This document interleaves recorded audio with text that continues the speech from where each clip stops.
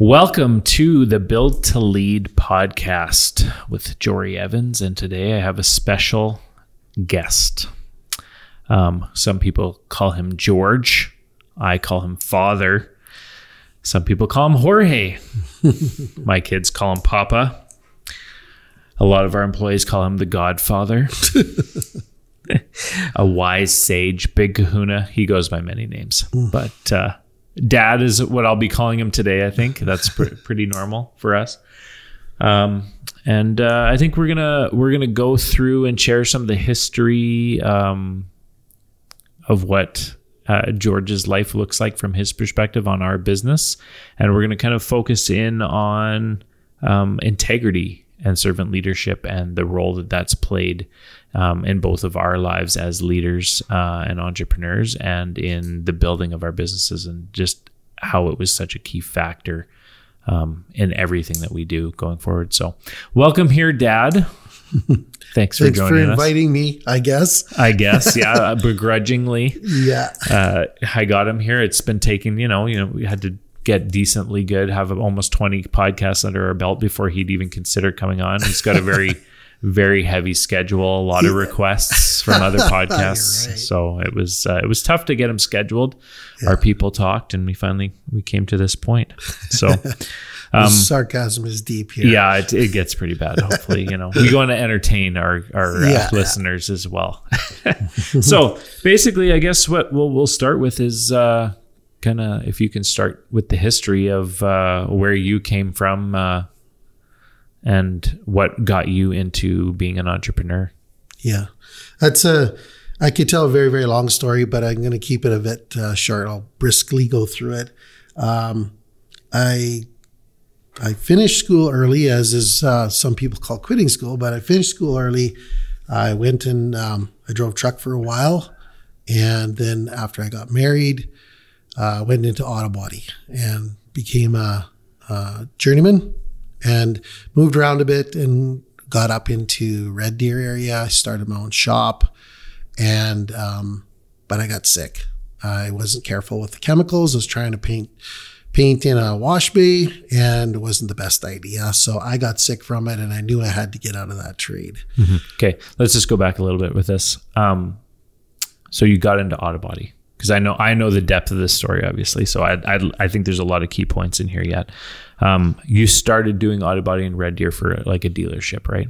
Yes. Yeah. So one of the things in Red Deer was great. They were a GM dealership, and I, of course, I did my 8 hours a day. I made my money. I did okay, but I wanted more. I wanted to do more. And I'd asked them if I could work earlier or later or whatever. And they said, no, you can't come in early, can't stay late. And so I just started getting jobs, and I would load my tools up, take them home on the weekend, work all weekend on the shop in my garage, doing hot rods and stuff like that. And then I could actually make more money. I had a desire to be more than just stay at the average income. I just wanted to be more.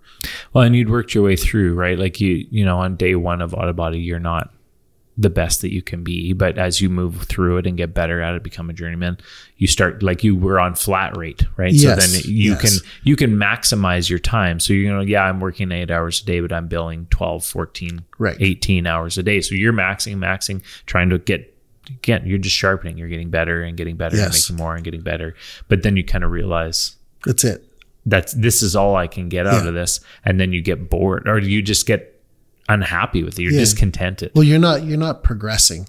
You're just staying the same. And I loved flat rate because then I could skip coffee breaks or take a short lunch, and I could just get this stuff going. And the harder I worked, the more efficient I got. That was a big one.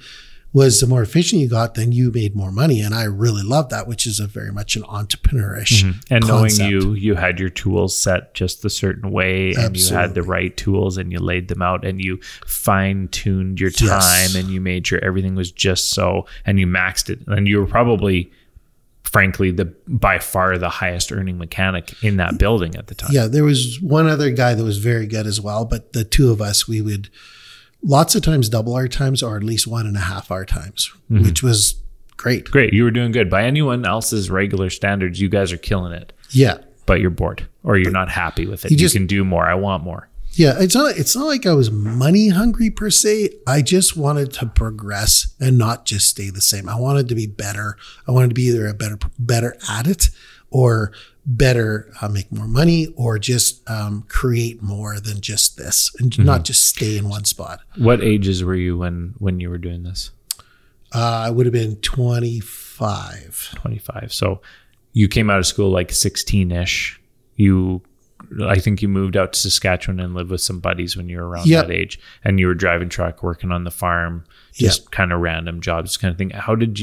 What made you switch to auto body or go back to that? I worked at a packing plant for 2 years, from the time I was 18 till I was 20. And I was actually going to go back there, but it was like my to-be wife at the time, Charmaine, she said, well, what do you like? What do you want to do? And I'm like, what is your passion, kind of thing? And I was, well, I love cars, right? Well, why don't you try? Why don't you try to do auto body or mechanics? And so I went and snooped around, and when you start, the wages are very low. So I did do a deal with a guy in just outside of Brooks, Alberta, in Bassano. And they were very good to me, and they let me work. And I loved it. They let me learn as fast as I could learn. So that put me way ahead of the thing, which of course suited me great, right? Yeah, and suited them great. Like if they see the talent in someone and give you the runway to do something with it, you benefit their business as well, right? Yeah. So that's how you got into auto body, and then up to Red Deer, worked for the dealership there, got that job, and then kind of maxed that out. So then take us from there. You're maxed out. You're working from home already. Yeah. And where do we go? I did the hillbilly thing. I rented a little town called Clive. I rented, it was like a Quonset in the back of this guy's yard, and didn't pay very much. Got a little compressor, and I didn't have much money, but I had about 1 or 2 jobs that lined up because I'd been doing it in my garage. So then they wanted me to do stuff. It was very hillbilly, but I pulled frames in there. I did everything. I painted. Did pretty darn good considering. And then later on got a bigger shop in Clive. But I was very restrictive to myself that I didn't want employees. I remember a guy who was about 40 years old said, you got this 4-bay shop. He said, you should be hiring guys. You should be getting more guys in here and turn this into something. And I was like, no, I'm not getting employees. I don't want employees ever. And now you know why. Yeah, well, I understand why. You were right way back then. Yeah. But I wasn't thinking duplication. I wasn't thinking like that. And I could see where I could have absolutely made that into something. But it wasn't long after that. We did move out to Kelowna. I shut that small shop down, just worked for some shops. But the paint fumes and all that stuff was getting to me, and I was getting the eye twitch, and it was like, I need to do something else, which really sucks when you have 2 kids, you're living, you need an actual income, and you can't just start another there just isn't job. Room for failure at this point. Yeah, like we actually need to make some money here, right? So I went back to Alberta from there, and my dad took me on, and I worked trucking. I had my license and everything. And so I did some work for him, and that kind of wasn't really going anywhere. He's very small business and very limited. Also not giving you room to be all you could be. Yeah, he wouldn't let me just go and turn it into something either, right? So, and maybe it wasn't my passion. It is kind of funny. I always was like, trucking, I want nothing to do with trucking ever. Right? Bunch of redneck farming trucking guys. I'm just like, it's not, and here I am. It's kind of quite ironic. Yeah, the irony is thick for sure. I heard you tell that story many times. It's like, when I was in my 20s, like, I don't want anything to do with trucking. Yeah. And then look back now, 30 years later, and you have a massive trucking company. I remember my dad wanting me to come and help him at the shop on the truck and work on it with him. Just wants to be a dad with his son, right? And I'm like 18, and I'm like, Dad, I do not want to work on trucks. I don't want to look at trucks. I don't want to drive a truck. I want nothing to do with trucks. Yeah. I remember that exact conversation here. Look at this. Knowing Grandpa has passed away now, but like his whole world was trucks. Oh, like 100%. You could not have a conversation with Grandpa that wasn't about motorcycles or trucks. That's really all. Like that encompassed his entire mindset on everything. Yeah. which was fun when you got older, but when you were a young kid, you didn't care much for those Yeah, conversations. just young kids have funny attitudes sometimes. Yeah. Right? So you did that for a little bit, and then you went into. So what happened then was I did try to go back to auto body for a year, and got really bad. And so then it was like, I'm not doing this no more. And my brother was leased onto a company in Kelowna, and they were doing him well. So my dad helped me into his truck, which was amazing, because obviously you would never get a loan. Here's a young guy, got no money. I need a truck to be a lease operator. How do I do this? But he actually said, here's my truck. You make payments to me on it. And which was a huge step up, right? For anybody who thinks that you did it alone, you never did it alone. Like somebody helped you somewhere. Yeah, you might have done the work, but somebody helped you along the way. You could take for granted something like that, because again, it wasn't the nicest truck either. No. Right? It's like, oh yeah, well, Dad gave me his old piece of junk truck and I had to make payments. You could say that, or you could go, he gave me an opportunity that was a game changer for the direction that I was going. Yes, absolutely. It would have been, would not have happened had he not done that. Would not have happened. Right. So, so I started a lease operator on that company, and we had a few hiccups, like my trailer and my load and my tarps and all my gear got stolen about a month in. I remember that. And that wasn't cool, because you just bought all this stuff and then boom, it's gone. So that one was yours? Like you owned that trailer? That trailer I was leasing, but all the tarps, all the stuff, all the gear and everything, all my stuff, right? Which just it seems small now, it's but not it's insured either, right? No, so you don't get that. Couple $1,000s worth of gear is just gone. Yeah, which there's that hurdle. Then through the years in trucking too, you roll a truck up in Alaska or Yukon, I guess it was, and that takes a month to get it back here and muck around and try to get it fixed, and just about breaks you in two there. Yeah, and you got a truck payment, you got fuel bill, you got insurance. Like the thing with trucking and that kind of scenario that I think a lot of people maybe don't understand is that your overhead is huge in trucking then and now. So it's like to not work for a month is like death. Yeah. Right. You do the joke in trucking, or the sentiment is the wheels got to turn, right? Like if the wheels aren't turning, you ain't making money, you're dead. Right. So to lose a month is like, it's a setback that could take years to recover from. Yeah, for sure.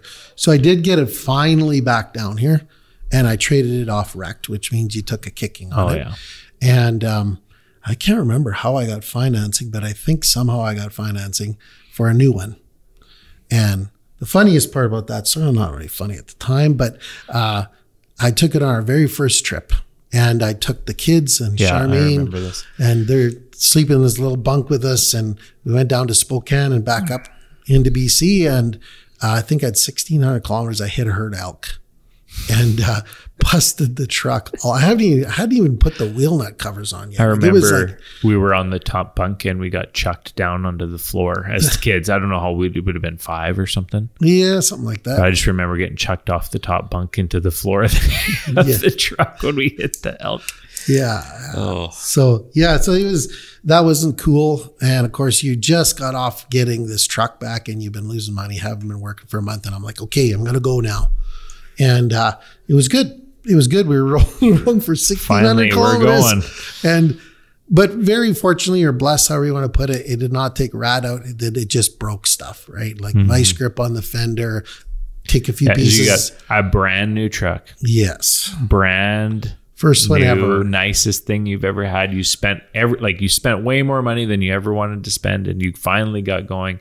And then your pride and joy is literally looks like a busted old redneck truck on day 10. Yeah, and it certainly wasn't a fancy truck, but it was new, and it was supposed to be fuel efficient, and it was supposed to be all these things. And it's new. Yeah, and it was new. And it was like, okay, now I can work. I'm going to get after this, and I'm going to catch up, right? Yeah. And then that hits. Anyone can imagine the heartache of getting a brand new vehicle and then hitting a deer, and then also not being able to fix it and having to rattle trap it together to keep going, because you just can't afford to stop right now. Yeah, like the deductible was, to me at the time, was just like not happening ever. so I knew I had to work. So we vice grip stuff together, zip tied stuff together, and went to work. And I think I ran that for 2 or 3 months like that. And then I found a guy, backyard guy, who actually could fix it. and I took the cash settlement, and then I just paid him. I actually made a little bit of money on it. It was good enough to pay for some of my other discrepancies that were still hanging over me, right? So one key thing that I remember is I had some problems with my back at that time too, and I kind of had some disc problems, and in the middle of all that, I had to lay up for a week because my back was wrecked, and then this happened and all this stuff. And I remember I went to a shipper one day, a guy we regulated, was in Vancouver, and I was telling him the story, and he's just like, "And you didn't quit?" And I remember looking at him weird, like, "What are you talking about?" It never entered my mind that you would quit. Like, you have payments, like you have. I have kids. I have a wife. I got kids. I got payments. I have to keep going. Like, it's just not an option. And it was just when he said that, I was I don't know if shocked is the word, or just like, what? I didn't understand why he would even say that. It was not there. It's not in you. And this is something that I think that a lot of people can relate to as entrepreneurs, because they are entrepreneurs because of the drive. They have a drive in them that they don't even understand that they're different than the average person.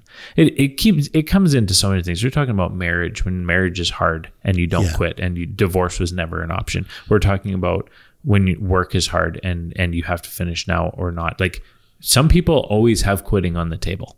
Yes, I agree. I can always quit and go home. If I don't like it, I can take my ball and I can go home. Yeah. Right. And some people just don't have that in them. There is no quit. There is no done. There is no thing. And I think, again, in the agricultural farm world, that's something that's really grown up in guys that grew up on the farm or grew up in really hardworking families. Is just like, there is no quit. We go until it's done. And I remember you saying it to me so many times as a kid. We go until we're done.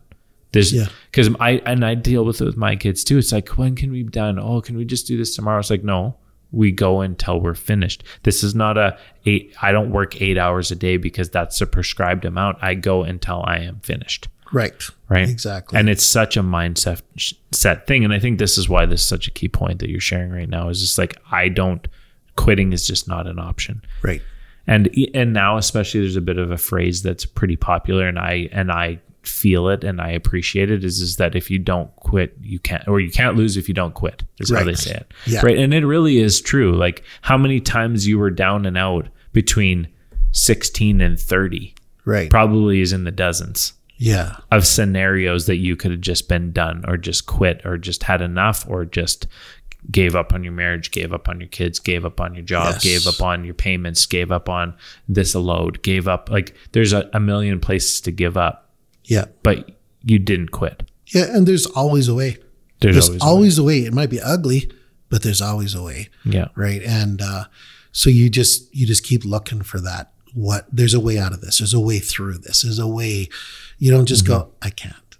Yeah. You don't just give up and turtle up and quit. You just can't. Like, there's a way. There's a way. Right? That's great. After that, I moved out to Alberta. I worked for an oil field company in Brooks, and we did, not rig moving per se, but just I used my little highway truck to haul pipe and a few things like that. And it was good, but then it got slow. And so in the midst of that, the guy that I worked for was a friend of mine. He said, if you want to start a highway division, like, go for it, get all the licensing through, get all the stuff through, and you can just go and figure it out. Like, 'cause I used to do that. Right. Mm-hmm. So I remember I worked on getting all licensed here, and I remember sitting down with the list that I've few customers that I knew of before, and I just rattled through them, and I started phoning and making a list, and phoning and making a list, and phoning and making a list. And, and we took a run down to LA or something back. And then the next one I took down, we could not. I remember me and Charmaine went down together, and we're in Phoenix, and we could not find a loadout, like, for nothing. Mm-hmm. Like nothing. We sat for 3 days. I dug everything I could. There's no internet then, so your phone. Yeah, I think context is really good here. It's like this would have been in the 90s. Would have been 95. Yeah, 97. So we're talking no cell phones, no internet, no email at this time. Like, how people cell phones we would have had. We would have had cell phones in 95. Yeah, they would have. there was cell phones involved. Would have been barely. It would have very expensive cell phones. Yeah. So it's like, anyway, connecting and finding work. Like we use all kinds of online connecting programs now. People post stuff. Like there's boards that you go on. Like that just wasn't a thing then. Like you literally knocked on doors, called around, you knew people. Yeah. It's not the same game. Then it was not the same game. That you'd phone somebody and I don't have a load or anything. Like, do you know anybody who runs that area? Oh, these guys do. So, okay, what's their phone number? And then I'd phone them. And you just chase it. You just keep chasing it. But came up dry. We just drove home empty because it was like, we're trying to figure this out, right? And the very next load that we took, I got triple brokered for this load out of Albuquerque. And it was moldings. And when I was there, the guy goes, man, we have such a hard time finding good guys to haul this stuff. I'm like, really? Well, tell me about this. So I talked to the lady and she goes, yeah, we got like one a week out of here. Right. And so I kind of dealt with her and we started hauling for them every week. And it wasn't gravy money, but it was always there every week. So then I would just bring my truck down somewhere, wherever I could get close to there and then reload. Yeah, you'd find a load going somewhere, anywhere near it. And then you would go to them each week. Right. And I think I ran every week for them for 5 years. Yeah. And the rates went up and down. And there was a very good point in here too that I think is probably worth talking about. There was an older guy there who owned the plant. And then there was his son, kind of whatever. And so this old guy, he's in a wheelchair. And there was talk of upping the rates because fuel had gone up so much. And I remember the comment was, I heard this from someone else, but he said, well, does he give good service? And they go, yeah.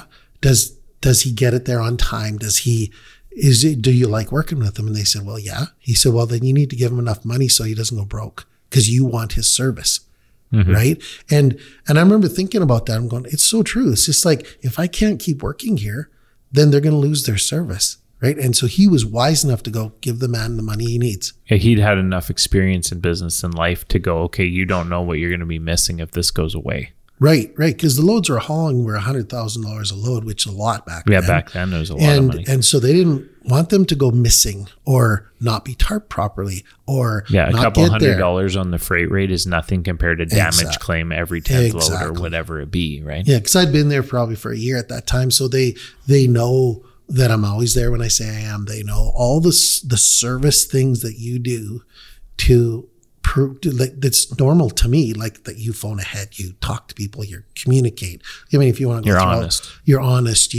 If something happened, you be straight with them or whatever. Well, right? And it wasn't so easy to get a hold of people either. So it's like, okay, if I see you on Friday, I pick your load up, I'll be there on Monday. Yes. They're not checking your GPS to see if you're on time for Monday. Yeah. They're not calling you 6 times. They're not like, you're just there when you said you're going to be there. And when you said you'd be back there next Friday, you were there when you said you're going to be there. It was just a trust thing, an honor thing, right? And business was, I think, so much different back then in that way, is when you really trusted in handshake deals and your word was your bond. Like that's so much more the case 20 years ago than it is now. I would agree. I think that go from the 50s forward. It's just, that's waned through the years, right? Yeah. People have chosen to use contracts and paperwork and triple checking and things instead of just picking partners with integrity. Yeah. People that you can trust, right? Like, and I think, again, it sways back and forth at times. I don't think trust and integrity has ever not been important in business, but I think there's times when people can just they want to figure out a way to not need that because it's so hard to find. Right. Or expensive. Yeah. Oh, for sure. Yeah, for sure.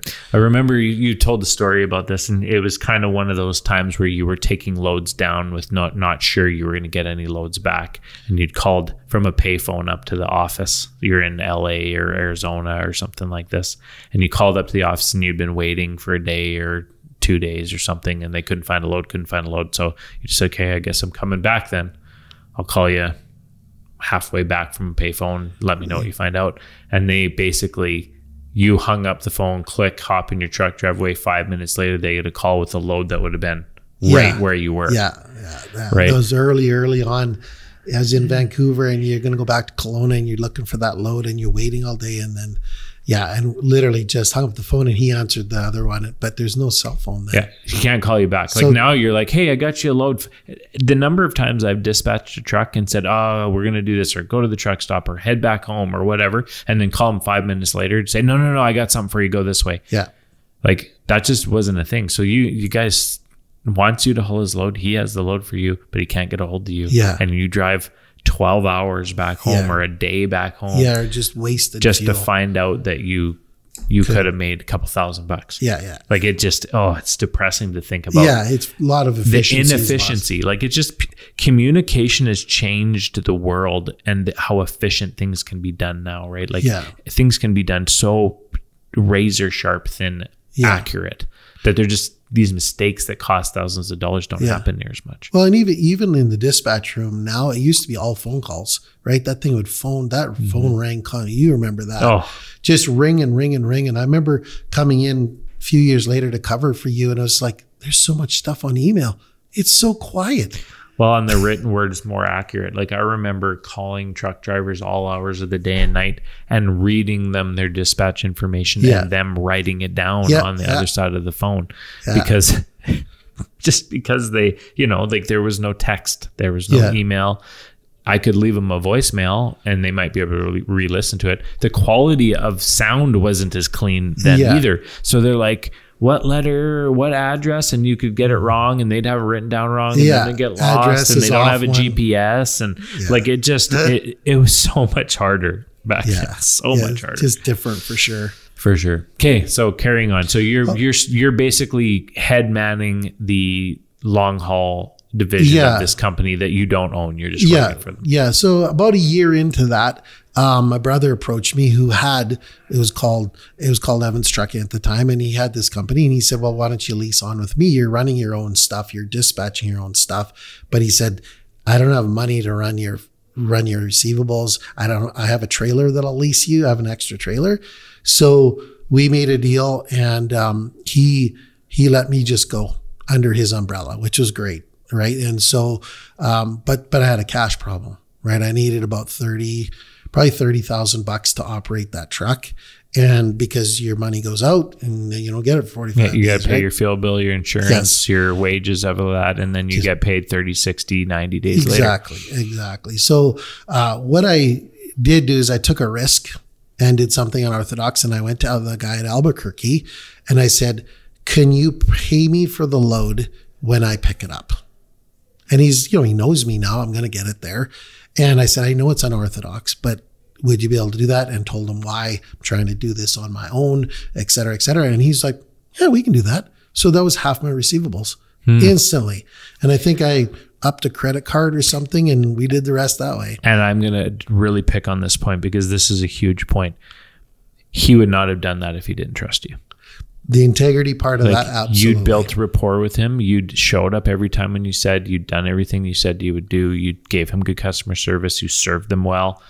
Yeah. And so and not just that, but you had the creativity to say, this is the problem I got, instead of just quitting or going, I can't run my own receivables. I can't go on my own. I can't, like, because that's a lot of people who are on the cusp of entrepreneurship see a hurdle like $30,000 cash that I need to run this business. And they go, I can't do it. Yeah. But you got creative. Yeah. And it's like, did I want to ask for that? Because it's not cool. No. Like it's you're going there with your tail between your legs going, hey, I'm trying to do something, et cetera, et cetera. And no one wants to go do that. Well, it sucks. I know for us over the years, like trucking is not a high margin business. Like you work your butt off and risk hundreds of thousands and millions of dollars for a very small percentage of your revenue and profits.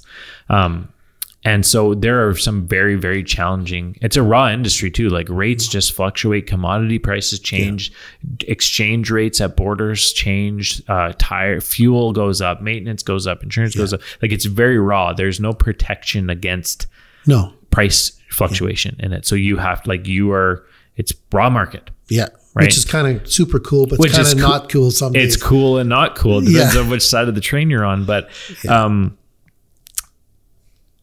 what I'm getting at is that there's been many times over the course of 25 plus years of business in Evans Trucking that we've had to get creative with money, with cash flow, with financing. We've done some borderline illegal things at times to get the right money in the bank account at the right time, because cash flow is a massive challenge in this business. I think a big one, I would actually probably say to anybody that's starting a business is it might not be cool or feel like, hey, look at me, I'm all puffed up. You're going with your tail between your legs to ask a friend for money, or, you'll pay high interest. You will, create a deal that you can propose that is good for them, but it's still very humbling to go and do that. And there's people that stops a lot of people. Yeah. They just won't go. They won't humble themselves to go and find a way for help, or ask for someone to take a chance on them. Right. Ask them to take a risk. Again, I know how many conversations like you had like that in the early days of business, and it was many, and those were the difference makers to where we are now. Yeah. We would not be here today if you didn't go ask friends for money at certain times when we desperately needed that extra cash to get through. Yeah. I was going to add something too to the guy from Albuquerque was, he trusted me and all that stuff too, but there's a big key component. He actually liked me. Yeah. He liked me. And to be likable is huge for your success. If you are very blunt, not happy, but you do a great job and have integrity, that's great. But being liked is huge. Yeah. Is huge. Yeah. I'll say that you've said that over the years so many times. And I brought this up a few times on this podcast, but when I started, when I was 16, when I finished school early, like you, the day one, you dropped How to Win Friends and Influence People in my lap, basically, and said, you get a raise when you finish this book and give me a book report. And that book, How to Win Friends and Influence People, encompasses the point that you're making now. Is it's like, if you can make people like you and they want to call you first, you will succeed in business and in sales. And it's not disingenuous. I don't know if that's the right word, but it's not a fake nice. It's like, if you are a nice person, you have a positive attitude, you treat people well, you're kind to them, you help them when they're in need, all those things, that's what makes people like you, not blowing smoke, to make them think they're amazing or something. That's not how. Yeah. Right? You can be trustworthy and not liked. Yeah, absolutely. For sure. And you see it with waitresses or servers or whatever you want to call it. Some are big smile and all that stuff, and you can tell it's completely fake, right? They're just doing it for a tip. But the other people, there's people that are genuinely happy and you like them right off. Yeah. And you can see the difference. It's you're drawn to them. Absolutely. Their energy is infectious. They make you feel better. 100%. And it's attractive. It's attractive. Positivity and likability is an attractive trait for sure. It's a big deal.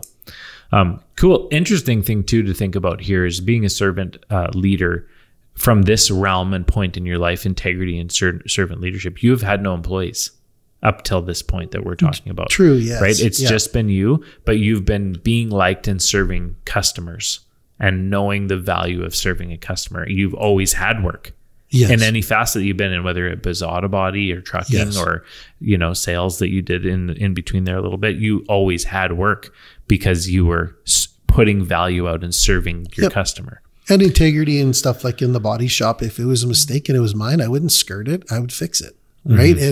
And you just being decent and actually not going, what can I get away with? But what is right? Yeah. What is right? Right. Like some warranty issue comes back and you're like, well, it's not really but you're going, it's the right thing to do. And you just do it and you take the hit. Yeah, for sure. But that's a long-term game. It is. That's a long-term game. It does not profit you that day. Yeah. That in the moment, integrity almost always costs you. Yes, absolutely. For sure. It costs you up front. Yes, it costs you up front and you're investing in your future. And if you plan on being in business for more than a year, then you need to do that. Yeah, for sure. So. Okay, let's keep moving.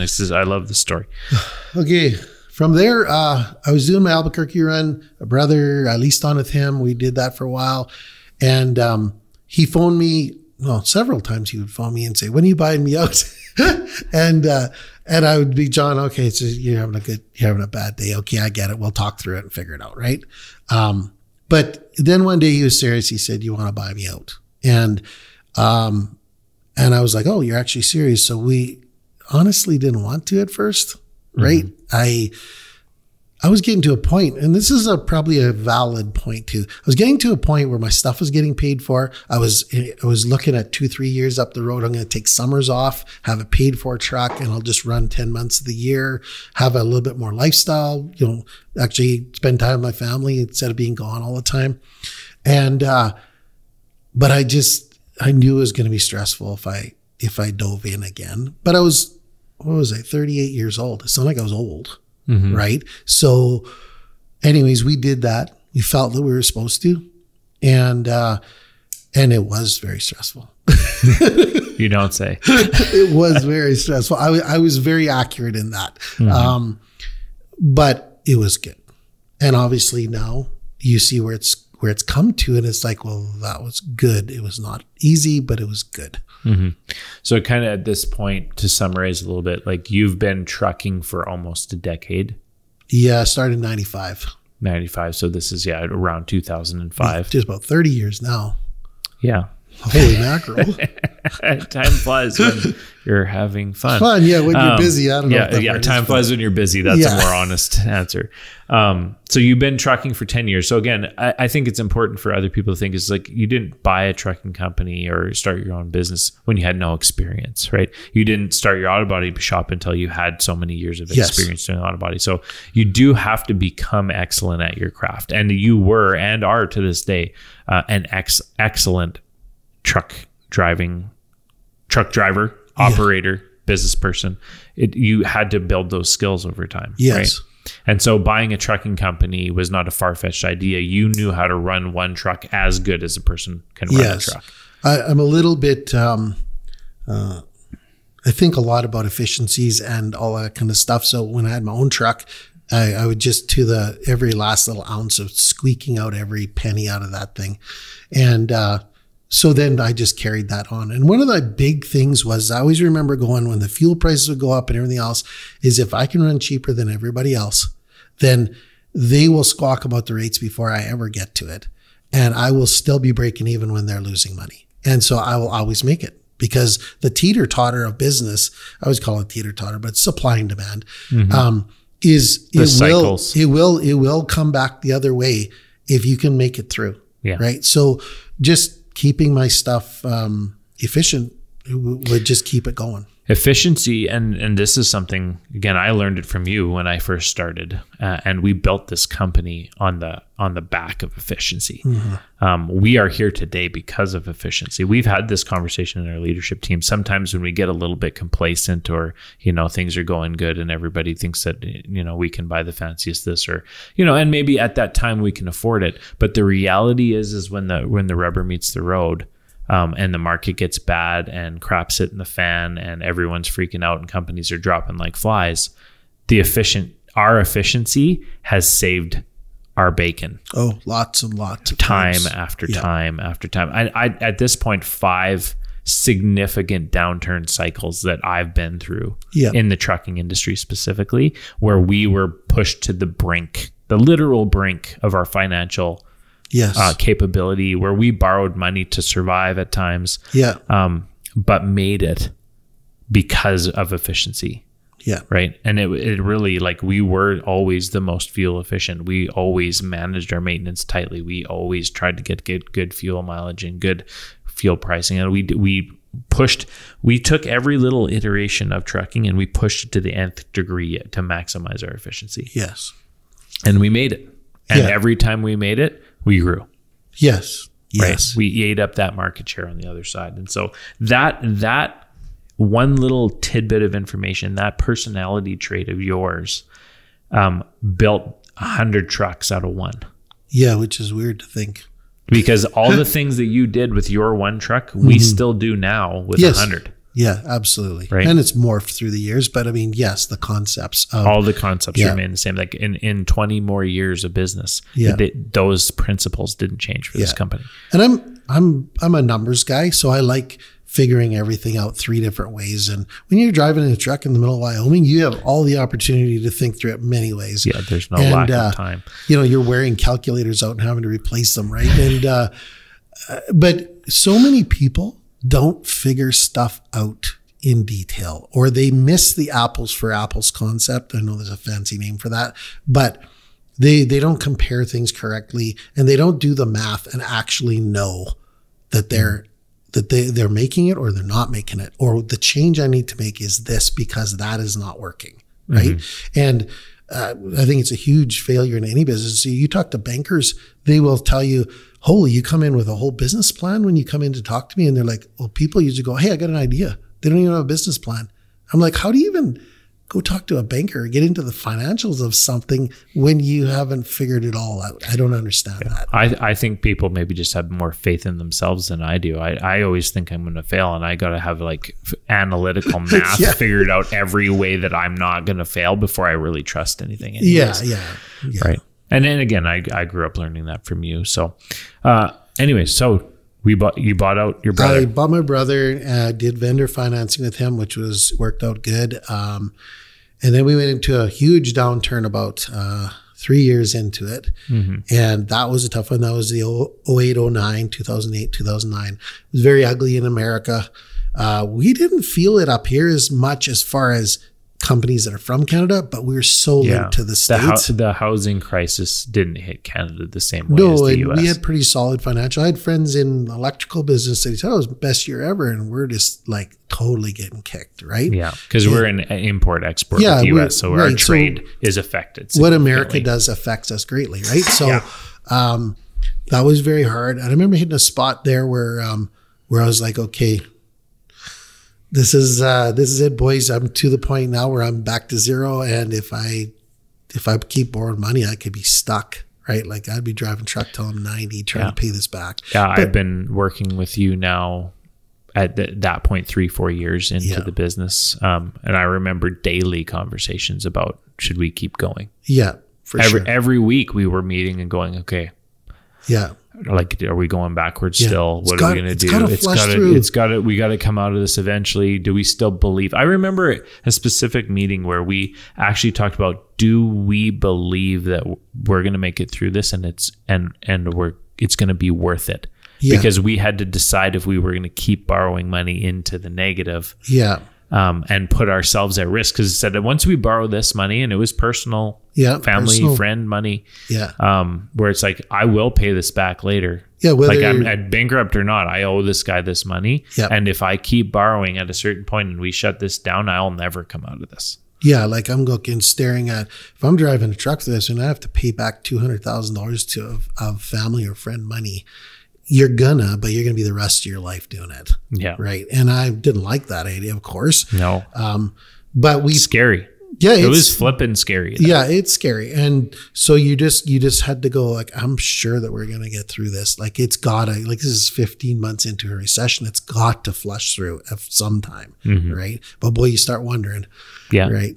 So, yeah, for sure. But once we got through that, and it did flush through, we did make it. And I think we were at about 10 trucks at the end of that recession. We'd started roughly 8 or so, something like that, handful, or Yeah, I think like 2010 to 12-ish range. We were in that 10 to 12 trucks is what we had then. Yeah, and then we started buying and growing and all that stuff, and it was we just kind of grew 10% a year. I don't know if that's probably about right for a long time. We just 10% a year. It was like 20-30% in most scenarios, because 10% of 10 trucks is one truck.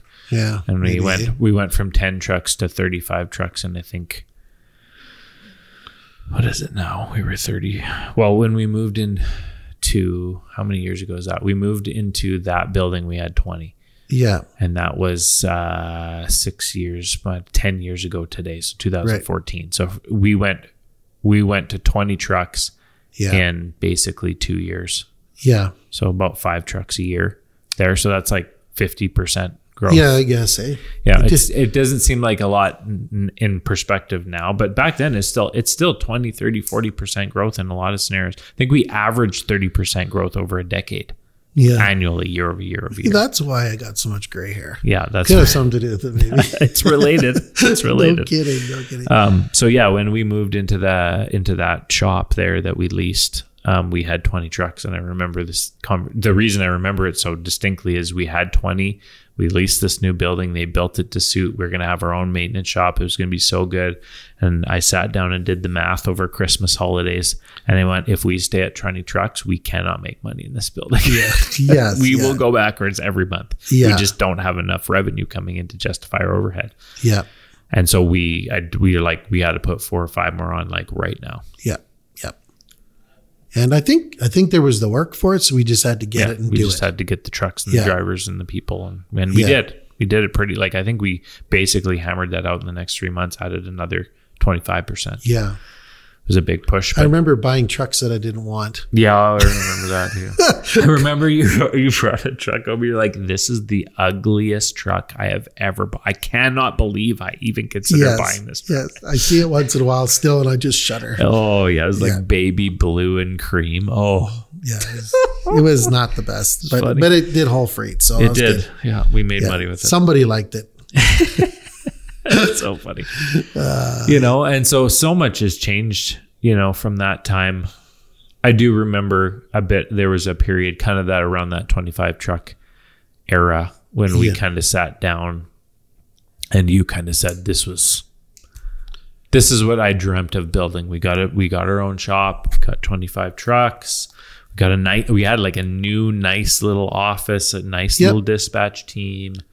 It was very, very family, very nice, quaint size. A really clean, nice company. Like, and I think so very fondly back to those days because again, in the more corporateiness that we are now, we try to become and stay a small family business. But, then it was, everyone went out for lunch together and there was just a couple people, and the Christmas parties were just these quaint little fun things. Everybody knew everybody, and it was just very family. And the intensity wasn't like, for a period there, it was kind of, it felt calm and under control. Yeah. And then somebody I think we said, let's just stop at 25, and then turned over in bed and it was 30. So it's like 2014, 2015. You're like, this is what you basically said, this was my dream. This was what I wanted. We're here. Yeah. And I went, well, I'm 25. And I'm just getting going. Yeah. Right. I'm just going, I want so much more than this. Yeah. And so again, that you didn't just pull the reins off that day or anything, but over the course of the next couple of years, you basically honored my drive and my want for more. And then you supported me and grew me into an entrepreneur and a manager and gave me the opportunities that and when I wanted to take a risk, you would let me take a risk and take my lumps and learn from my mistakes. And that's kind of around the time that we opened Evans HD in that shop. It would have been about probably 2018 ish that we opened it. Yeah. And we're doing our own maintenance. And then we thought we could, I desperately wanted to start a business from zero. Yeah. And do it my own thing and like let it be mine a little bit. And I remember you being like, gosh, why do you want to do this? It's like, I just want it to be mine. As if I didn't understand. You didn't understand. I would have done the same thing. Right. So again, we opened the shop and then it continued to grow. And like, again, 25 trucks in 2014, 15 to today, which is 9 years later. And we're 100 trucks, mechanic shop with 15 techs, over $10 million of revenue, and construction company that's doing almost that much as well. Yeah. Like it's been just a rocket ship since then. Yeah. It's been, and you make a good point too, is that, if I had hamstringed you and said, no, we're not growing anymore. And it's not like I was against growth or progression, of course, as I shared earlier. But you get to an age where you're just like, okay, I'm tired. I'm done digging ditches. I had always said to you, I'm done digging ditches. When you start a new business, you dig ditches for a while. And even if you get the right guy, it's a slug. It's hard going. Yeah, it's hard going. And I'm just like, it's like I spent it all. Spent it all to get here.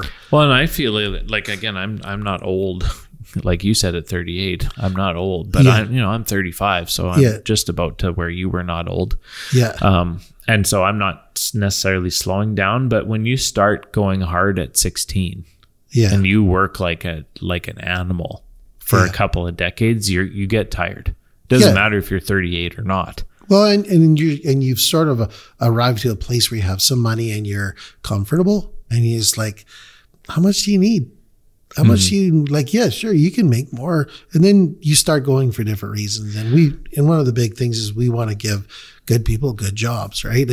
And I love that when you see these people who have a job that's good for them, and their life gets better, and they get a new pickup, and they buy a house, and they progress in their life. Have a couple of kids and build their family, and for sure. And and there was definitely a point in the last, especially I'd say in the last 5 years, where it stopped being about more money. Like, right. Can we make more profit? Can we make more money? I need more things. I want to go on more holidays. Like, you had what you wanted. Your lifestyle was what you dreamed. Yeah. More than you ever dreamed.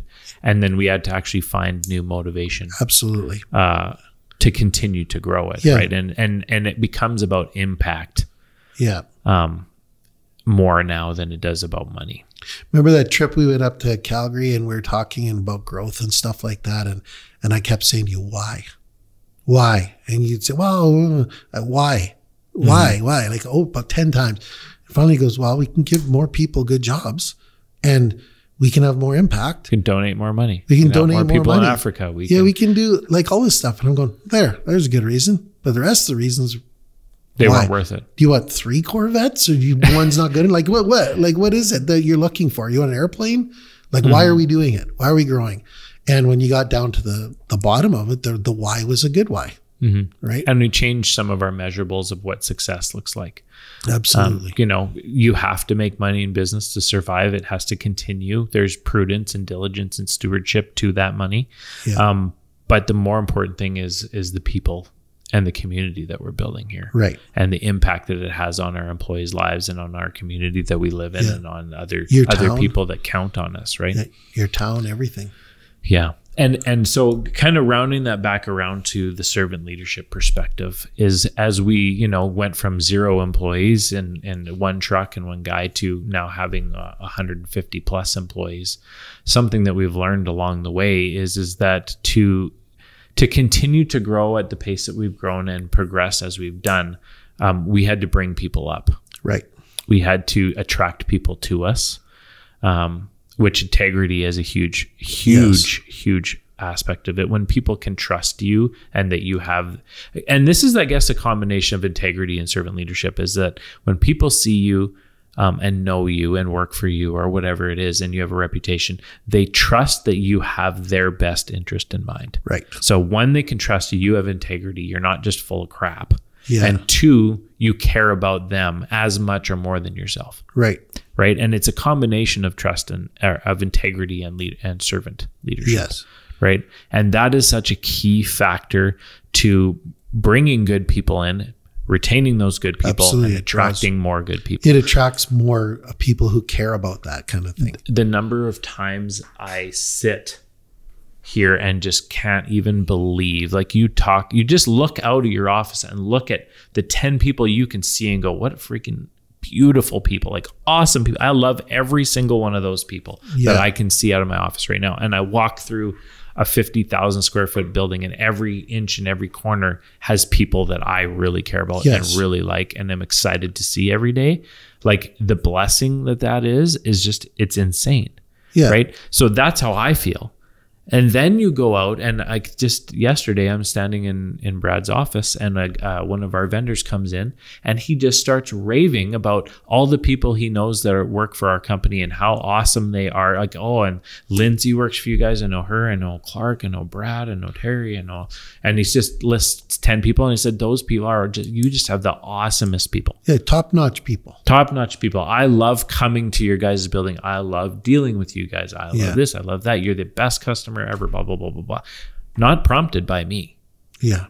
He's just ecstatic to be doing business with us. So do we get awesome prices from him? Absolutely. Do we get excellent service from him? Absolutely. Yeah. Right. Absolutely. Because that's that whole likable part, right? Yeah. You'll do better. Like begets like you attract those type of people to you, and your business continues to grow. Another thing that, and I've said it before and I'll say it again, when people trust that you have their best interest in mind, and that you're going to serve them, and you're going to be honest, and that's not always easy. Being a good servant leader sometimes means you have to fire people. Yes. And that's hard. And sometimes you have to give people really tough feedback. And that stuff is because you care about them. Yeah. And you'll have the hard conversation or do the hard thing or even let them go. And there's stories I can tell about firing people when I knew that was what was best for them. Not even what was best for the company, but what was best for them. Yeah. And they later benefited and grew from that conversation and from that termination of their employment. I remember one guy particularly going, we need him. He's going to hurt himself. Like he's going to hurt himself or someone else. Like we can't. Yeah, he can't. It will be better for him if he's not. Yeah, he couldn't deal with being isolated in the truck all the time, and his mental health was deteriorating, and you could see that his relationships were starting to. Yeah, and you just knew something bad was going to happen. But for us, like there's a truck driver shortage. I need someone to drive a truck. Yeah. Right. So he's doing the job. He's not wrecking my equipment. It's just that that's deteriorating. Yes. Right. Yeah, but knowing that that's not what's best for him and that's more important than keeping a truck full right now. Yeah. Right. Absolutely. That's just one example. Right. Yes. And so many companies like to grow a company at 30, 50, 30, 20% per year. This is not possible if you're losing 10, 20, 30% of your employees every year. Right. Like if you're not retaining your staff and then adding 10 to 20% per year, you cannot grow. Yeah. And starting and stopping people, if you want to call it that, it's very, very cost prohibitive. It's not good. It's not friendly. It's always the hardest part is starting. The hardest part is finishing. Yeah. Right? And people don't actually become like real assets to your company typically for 2, 3, 4 years. Right. When they've worked for you for 5 years, they're like, okay, now you're really going to make this company money. You know your job inside and out, and you can roll out of bed in the morning and fall down and do an excellent job. You make us look good. All this stuff, right? But not in the first year. Yeah. And if your entire office is filled with people who've only been here 3 to 9 months, you're probably not going to blow any customer socks off this week. Yeah. Yeah, absolutely. Right. Absolutely. So these principles, the attitude that there's no quit, there is no end, there is no giving up, that you need to serve people and have integrity, that you need to be a likable person. These are all the things that we built this company around. Absolutely. And, I'll get a lot of compliments and credit on how I lead or how I run this business and how things happen because I'm the face of the business now. But I think I really wanted to share that I didn't get here on my own. And nobody does, right? That you and I are partners and you did a lot of the initial hard work and many years of a lot of hard learning and a hard slugging for this company to grow as a single truck out of the ground. Yeah. Right. And it is different too. That first part, is it harder or is it less hard? It's different.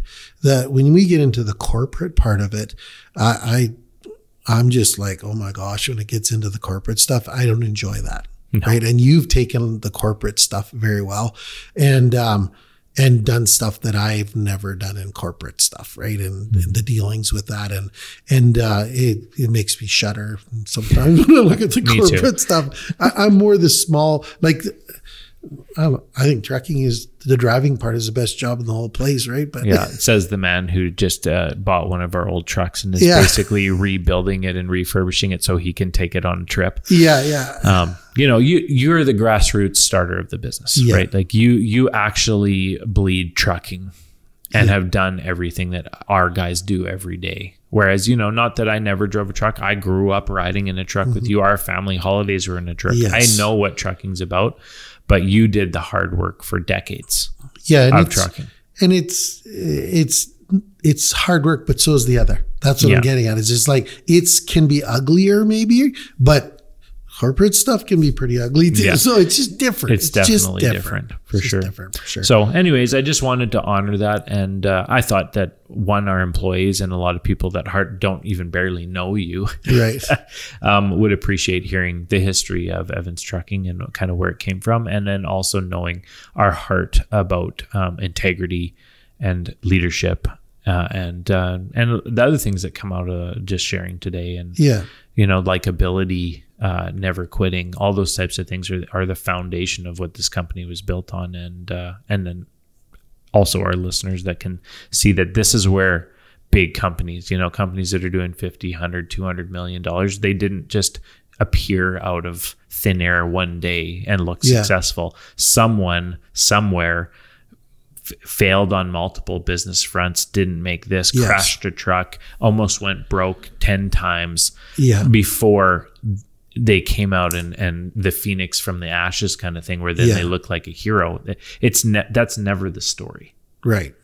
It always started with someone who worked their butt off and was given opportunities and given a hand up and lent money and borrowed from their cousin and fell on their face and made a mistake and everything else. Like that's what every business's origin story is. I always the term self-made millionaire. I always would say that I don't want to win a lottery. I want to do it myself.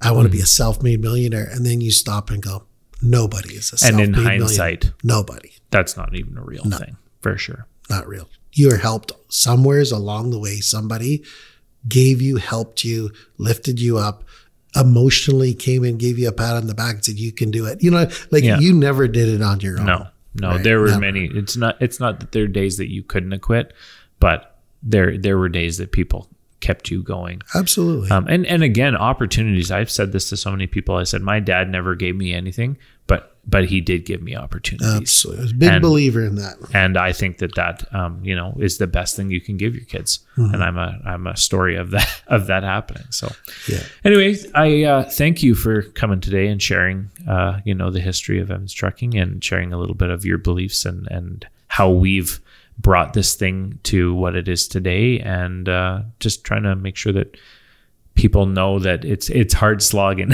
being an entrepreneur. It ain't for the faint of heart, but you can do it, and it's messy, but it's worth it. Yeah, and it's hard, but it's also exciting.